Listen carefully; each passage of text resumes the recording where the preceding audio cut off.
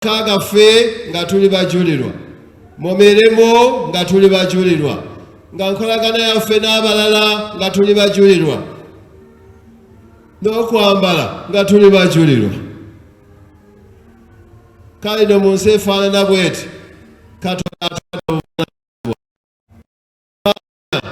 eyayita mu byonna ne tujaguza okuzuukirako okw'ekitiibwa era tumulaba ng'addayo mu ggulu. Kale no Yesu yaddayo mu ggulu atubeere ffe okusigala tugeeza obulungi bwe eri abantu abalala, nga tetuwogerako bwogere naye ng'ebikolwa byaffe bijulira Mukama waffe.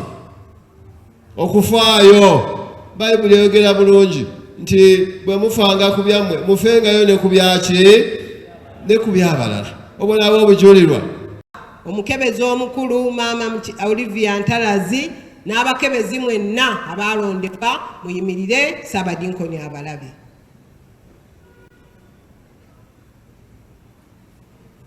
Taata abo be bakebezi abaliwo abalondebwa abakyali abagole.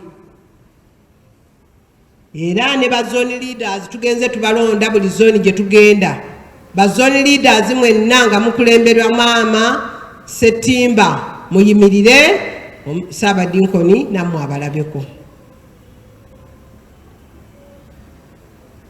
Glory ebera ku Lwokusatu zali akakadde kamu 7,119 bwe tuzigatta ku bukadde 8,223,600 naye abeera omulamu afugira wamu nawe n'omwoyo omutukuvu